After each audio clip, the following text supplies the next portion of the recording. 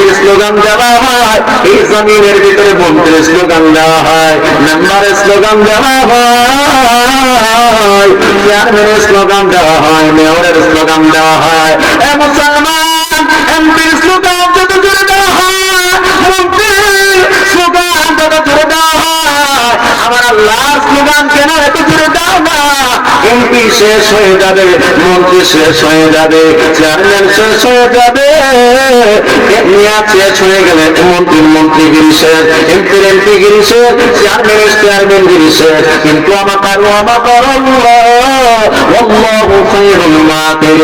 আল্লাহ রাব্বুল আলামিন বলে আমার ক্ষমতার কোনো নয় নাই, আমার ক্ষমতার কোনো হয় নাই। এই জমিনের ভিতরে কত নবী রাসূল ওলি আল্লাহ ছিল, যুগে যুগে কালে কালে কত রাজা, কত বাদশা, কত এমপি, কত মন্ত্রী আমি আল্লাহ মাটির সাথে মিশিয়ে দিচ্ছি। কত বলেন ঠিক না? বলেন তোমরা থাকবো না, চলে যাওয়া লাগবে। এই জমিন টাকার জায়গা না, এই জমিন টাকার জায়গা না, এই জমিন টাকার জায়গা না, এই জমিনে কেউ থাকতে পারে না।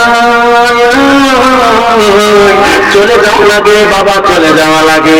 কত রক্ত গরমওয়ালা মানুষ দেখলাম নাই, কত ক্ষমতাওয়ালা লোক দেখলাম 5 আগস্টের পরে নাই, কত পাওয়ারওয়ালা লোক দেখলাম নাই। আল্লাহ রাব্বুল আলামিন বলে একমাত্র ক্ষমতা দেখাইবো আমি আল্লাহ, একমাত্র পাওয়ার দেখাবো আমি আল্লাহ। আমি মরণ নাই, আমার কোনো কিছু নাই, আমার ছেলে নাই, মেয়ে নাই, স্ত্রী নাই। আমি আল্লাহ এমন আল্লাহ, আমি আল্লাহ ছিলাম, আমি আল্লাহ আছি, আমি আল্লাহ থাকবো। তুমি ছিল না, তুমি আছো, তুমি থাকবা না। তোমার পাওয়ার দেখাইবার কোনো টাইম নাই, ক্ষমতা দেখাইবার টাইম নাই। ও কচ্ছ আমরা মানুষ, নামাজিওয়ালা হয়ে যাও, দাড়িওয়ালা হয়ে যাও, নামাজিওয়ালা হয়ে যাও, সন্তানকে নামাজি বানাও, স্ত্রীকে পর্দাশীলা বানাও, নিজে জাহান্নাম থেকে বাঁচো। নিজে জাহান্নাম থেকে বাঁচো, সন্তানকে পরিবারকে জাহান্নাম থেকে বাঁচাও। তুমি নামাজ পড়ো, তোমার সন্তান নামাজি না, তুমি সব থেকে বেঁচে গেছো, কিন্তু তোমার স্ত্রী, তোমার ছেলে, তোমার মেয়ে শিক্ষায় তুমি পরিপূর্ণ ইমানদার না। কত বলেন ঠিক না? তুমি পরিপূর্ণ ইমানদার না, তুমি নিজে জাহান্নাম থেকে বাঁচাও, তোমার সন্তানকে জাহান্নামের আগুন থেকে বাঁচাও। তোমার হাতে তসবি, কপালে কানে দাঁত, এই কইরা তুমি বাঁচতে পারবা না রে মুমিন বান্দা। আগে নিজে বাঁচো, বাঁচার পরে পরিবারকে দাওয়াত দাও, তারপরে সমাজকে দাওয়াত দাও, এরপরে তাবলীগে যাও, তুমি চিল্লাই যাও, তোমার সমাজ, রাষ্ট্র, পরিবার এক জায়গা থেকে আরেক জায়গায় যাও। আপনি নিজে বাঁচো, পরিবারকে বাঁচাও। কথা কোন ঠিক না দিদি? মালিক ইবনে দিনার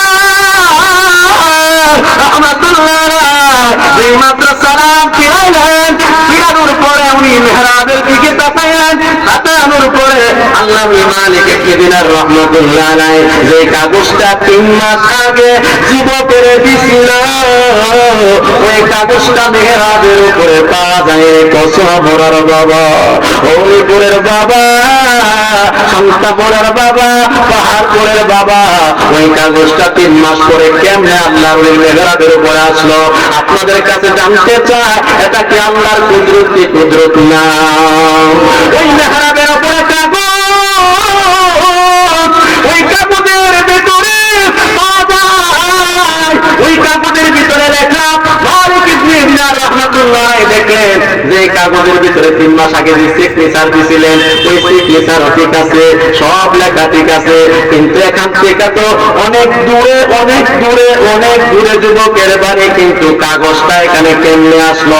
আল্লাহর ওলি চিন্তাই করে গেলেন, চক্ষু বন্ধ করে মুরাকাবা গেলেন, মুশাহাদা গেলেন। মুরাকাবা একটা শব্দ আসেনি, মুশাহাদা একটা শব্দ আসেনি, যে মুরাকাবা মুশাহাদার মাধ্যমে আপনার কলব জিন্দা হলে আপনি পাবেন। আপনি হক্কানি ওলির দরবারে গেলে আপনার কলবটাকে জিন্দা করে দিবে। আপনি মারা যাওয়ার পরে কলবে জিকির চলবে, আপনি মারা যাওয়ার পরেও জবান একদিন বন্ধ হয়ে যাবে, এরপরও আপনার কলবের ভিতরে জিকির চলবে। আপনি হাত দিয়া দেখবেন জিকির হচ্ছে। এই জন্য আল্লাহ জিকির করা লাগবে। আমি দেখছি, ওই আমি যখন ছোটবেলা আমি দেখলাম আমার দাদা, আমি যখন হঠাৎ করে ঘুম ভাঙতো, আমি দেখলাম দেখতাম দাদার গুনগুন আওয়াজে আমি শুনতে পেতাম আমার দাদা ফজরের নামাজের আগে আমার দাদা তাহাজ্জুদের মুসল্লায় দেখতাম আমার দাদা ফজরের নামাজের আগে আমাদের বাড়ি থেকে মসজিদে অনেক দূরে যাওয়া যাইতো না, কিন্তু প্রায় সময় যাইতো, প্রায় সময় করে পড়তো। আমি দেখতাম আমার দাদা এইভাবে দাঁড়াইতেন ফজরের নামাজের আগে দাঁড়ায় দাঁড়ায়। আমি মান্নান শাহ রহমাতুল্লাহ আলাইহি দেখছি এইভাবে দাঁড়ায় দাঁড়ায় দাঁড়ায় দাঁড়ায় গুনগুন করে তো রহিম জানি আসিয়াছি মাওলারি দরবারে আল্লাহ ফিরাবে তোমারি দরবারে গোলাম তোমারি দুয়ারে তোমারি দরবারে গোলাম তোমারি দুয়ারে আল্লাহ ফিরায় না মোরে তোমারি দরবারে গোলাম তোমারি দরবারে। জানি আমি মহাদোষী বড়ই গুনাহগার, তুমি কিন্তু দয়ার মালিক আল্লাহু আকবার। কথা কণ্ঠে ক্ষমা করিলে কেবা জিজ্ঞাসিবে তোকে আল্লাহ ফিরায় না মোরে তোমারি দরবারে গোলাম তোমারি দুয়ারে। আমি দেখতাম দাদা এইভাবে কান্না করতো।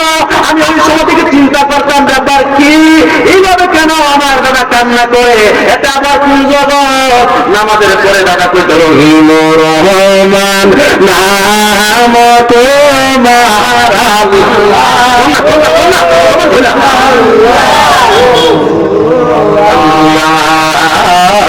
জলিল জাবার নাম তোমার আল্লাহ।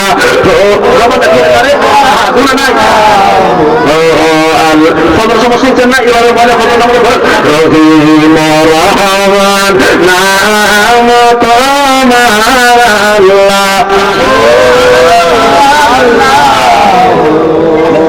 সামিউ বাসির নাম তোমার আল্লাহ। রহিম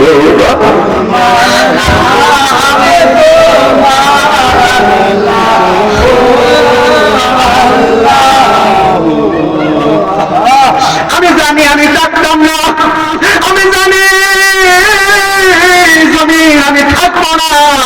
আমার পরে কত বক্তা, কত ইমাম, কত চাকরিজীবী আসবে, আমার চেয়ার আমার থাকবে না।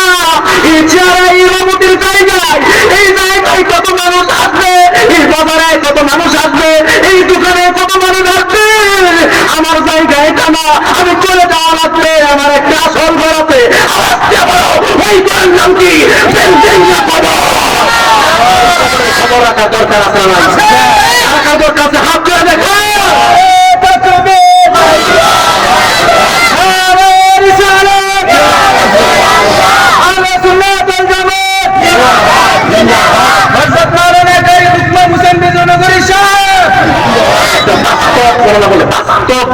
আমার সাথে আমি যখন দাদা এইভাবে পড়ে, কিন্তু আমাকে জেনারেল লেভেলে ভর্তি করছে, আমরা স্কুলে ভর্তি করছে। আমি মেট্রিক পাস করছি, ইন্টার পাস করছি, কমার্স নিয়ে আমি ডিগ্রি 3rd ইয়ার পর্যন্ত পড়ছি। আমার এই দিকে পড়া, কিন্তু আমার অবস্থান অন্যদিকে। ভালো লাগে না? আমার অবস্থান কোন দিকে? আমি শুধু মাহফিলে যাই, শুধু মাহফিলে যাই, মসজিদে যাই, শুধু মাদ্রাসায় যাই। আমার মন চাই শুধু মাদ্রাসায় পড়তাম, আমার মনে চাই শুধু ওয়াজ শুনতাম। এটা বাস্তব। আমার মামা এখানে আছে, আমার মামা ছোটবেলা আমাকে অনেক জায়গায় মাহফিল নিয়ে গেছে। আমি শুধু ওই দিকে যাই অনেকদিন। আমি আব্বা আম্মাকে বললাম আমাকে দিবেন, আমি আইরন চলে গেছি, বিজয়নগর চলে গেছি। আমি ইন্টার কমপ্লিট করার পরে আমি নিজে নিজে যখন খরচ ছাড়াই ক্লাস 5 থেকে আমার কোনো আমি চালাই এখনো পর্যন্ত। আমার অনার্স কমপ্লিট, আমি কুমিল্লা ভিক্টোরিয়া মাস্টার্স আর কুমিল্লা আলিয়া থেকে কামে দিচ্ছি, আলহামদুলিল্লাহ বলে। আমি যখন এদিকে ইন্টার কমপ্লিট করলাম কমার্স নিয়ে, এরপরে আমার টার্গেট আমি আলেম হবো। আমি নিজ দায়িত্বে আমি মাদ্রাসায় ক্লাস 9-এ ভর্তিছি। মাহবা কিনা না দেখেন, পরিবর্তনটা আপনার চেয়ে আনতে হবে, ভালো কিছু চাইতে হবে। কথা বলে ভালো কিছু, খারাপ কিছু কেউ খারাপ কিছু আমার কাছে কেউ চায় না, ভালো কেউ চাইতে হবে। আল্লাহ আমার ফজর নামাজ পড়ার তৌফিক দাও। আল্লাহ আমাকে হালাল খাওয়ার তৌফিক দাও। আল্লাহ আমাকে জিনা থেকে বাঁচাও। আল্লাহ তুমি আমাকে নেক কাজ বেশি বেশি করার তৌফিক চাইতে হবে, চাইতে হবে। এটা চাই আনতে হবে আল্লাহর কাছ থেকে। কেউ খারাপ কিছু, গুনার কিছু আল্লাহর কাছে চাই না, খারাপ কিছু চাই না, ভালো কিছু চাই আনতে হয়। আমি আল্লাহর কাছে চাইতাম আল্লাহ আমি দিন পড়ি স্কুলে, কিন্তু আমার মন দিচ্ছে মাদ্রাসা। হিংসা করতেছেন, জোরে করে আমাকে স্কুল আমাকে মন চাচ্ছে আমি মাদ্রাসায় করতাম। আমি অনেকদিন দাদা যখন তাহাজুদ করতো কান্না করতাম, আমিও ঠিক এরকম ভাবে ওই যে কান্না করতাম, আল্লাহ কোন দিনে দোয়া কবুল করতে পারি না। পরে আমার পাশে আজমপুর ফাঁসি থেকে মানুষের লাইনে বেরিয়েছি। আমার বাড়ি কিন্তু বিদ্যা উঠতো, আমাকে অনেকে চিনবেন। আমি তাকে সম্পর্ক করে 10-15 বছর ধরে আমি ক্লাস 9-এ পড়তেছি মাদ্রাসায়। দেখেন আল্লাহ কেমন পরিবর্তন করে। আল্লাহ বলে আমি অবশ্যই বান্দা তোর চেহারা দেখি না, তোর সুরত দেখি না। বুখারী শরীফের কত হাদিস, ইন্নামাল